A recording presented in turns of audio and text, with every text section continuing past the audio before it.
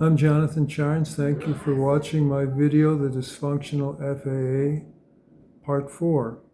In 2015 and in 2022, I contacted the FAA hotline regarding an air carrier's knowingly dispatching flights with incorrectly installed seatbelts. They also falsified their maintenance records in 2022, saying that the belts were corrected before the flight, but they weren't. And I also sent the FAA a witness's statement along with a photograph showing that during the flight, the belts were incorrectly installed. In any case, the FAA did nothing. In 2024, I also contacted the FAA regarding a vacuum pump in my plane that was improperly installed on 4 different occasions. Actually, there were 4 new vacuum pumps installed by 4 different FAA approved workshops, and in each case, the pump went bad after approximately 80 hours on average operation. They're supposed to last 500 to 1,000 hours, something like that. These are important for instrument flying because they power the artificial horizon and directional gyro. If you lose that, then it makes it difficult to know whether you're right side up or upside down, or whether you're turning or flying straight. It turned out that there was an oil seal that was damaged that they put in. With a damaged oil seal, the pumps ingested oil and failed due to oil ingestion. So there's something seriously wrong when 4 FAA repair stations cannot install new pumps properly. And again, the FAA did nothing about this complaint. Now let's see how manufacturers contribute to airline accidents. In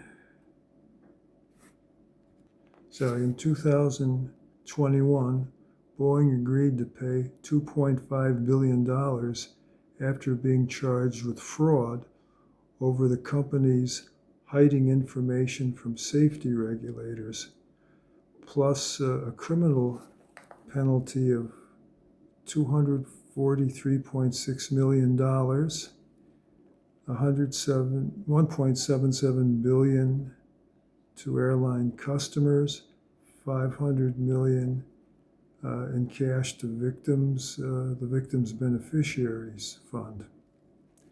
The question is, why weren't the executives charged with criminal charges, such as criminal negligence or manslaughter? It's obvious the company did something criminal because they paid a criminal fine. If the executives can get away with this, then they continue business as usual, in my opinion, and will continue to endanger the public. So we have a Justice Department in our country. How come the Attorney General didn't get involved? Let me continue with my personal experience with a dysfunctional FAA. In 1983, I was a co-pilot in a company that flew Piper Navajos on commuter runs. Typically, the generators on the plane would not put out the proper amount of electricity. And sometimes they would, sometimes they wouldn't, but they're 2 generators. If one failed, it could be a problem.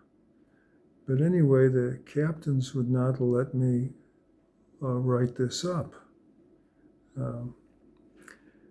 That way, you write something up, the mechanics have to fix the plane, and that takes it out of service, and you miss some runs.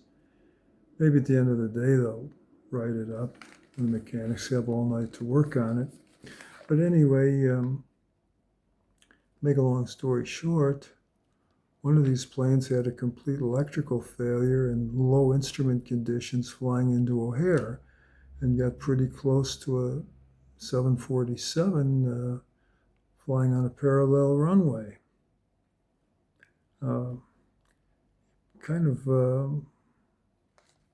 We had the potential of another mid-air collision like you had at Reagan International, except there have been much more people involved in that with a 747. Another instance, I tell the director of maintenance that this plane has a gas leak. You can smell the fuel leaking. So he says, all right, the plane's grounded. Well, the chief pilot came in a few minutes later and tells the director of maintenance, we got to get this plane out. We have a flight in a few minutes.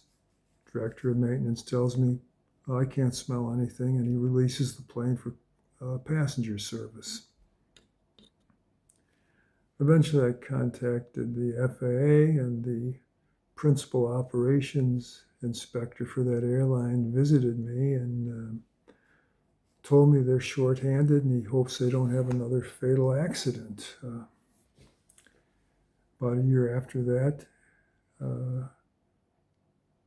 the Inspector General's office sends Special Investigator McCartan to speak with me, and I relate to him all the safety problems I observed with that air carrier. And a few months after that, the FAA shuts them down for a few days. Then they went out of business. But at least the FAA back in 83 would do something. 83, 84, they'd listen to you and they'd eventually get something done properly. However, that wasn't the case in 1997 and onward. At that time, I was a flight engineer in a Boeing 727, and we had a fire warning on our number 2 engine. Procedure is pull the fire switch, which shuts down the engine, land as soon as possible. But the captain didn't want to do that. He said, maybe there's a hot air leak from the engine that's causing this to trigger the fire warning. And so he throttled it back, hoping that if there was a hot air leak, then the fire warning would go away, which it did. He guessed right. If he didn't guess right, I wouldn't be telling you this. But anyway, upon landing, he said, tell the tower that while we're taxiing, we had an intermittent fire warning. And I did that. And then he tells me to write up in the logbook, intermittent fire warning while taxiing, went away. So I wrote that up. He signed it to falsify the record. And the result was the mechanics couldn't find anything wrong. The next crew took off. And shortly after takeoff, they had to return for an emergency landing because of a fire warning. Other times with that air carrier, there were fumes in the plane. I had a painter's mask that usually did the job. Once they were caused by the heating ducts being spliced together with an unapproved tape. The heating ducts are allowed to be spliced together with tape, but it has to be a high temperature approved tape. The result was that the unapproved tape would disintegrate, giving off fumes, giving the pilots headaches and watery eyes. I wasn't really affected because I wore my painter's mask. On another occasion, we had fumes because the plane was de-iced improperly. They got the de-icing fluid in the air cycle machine. that provides hot air to heat the plane and to pressurize the plane. Now, the de-icing fluid is ethylene glycol. If you ingest a half an ounce, that can be fatal. Anyway, I tell the director of maintenance this. He says it's just antifreeze. Pilots are satisfied with that. They take off. My painter's mask won't stop the fumes, so I put an oxygen mask on, going to 100%. After a 2-hour flight, the pilots land, their eyes are bloodshot, they have bad headaches. Company calls me on the carpet for using up the oxygen. Well, I mean, I felt fine. I wasn't affected at all. But if the flight was much longer, we would have had 2 incapacitated pilots. Well, I relate this to the FAA, along with about 100 other instances with dates, aircraft numbers, logbook page numbers. Sent them a sample of the unapproved duct tape. FAA can't find anything wrong. They do nothing.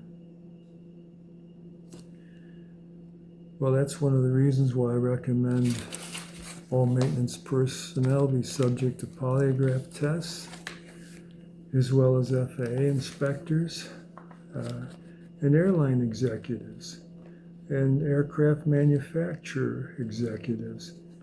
If these manufacturer executives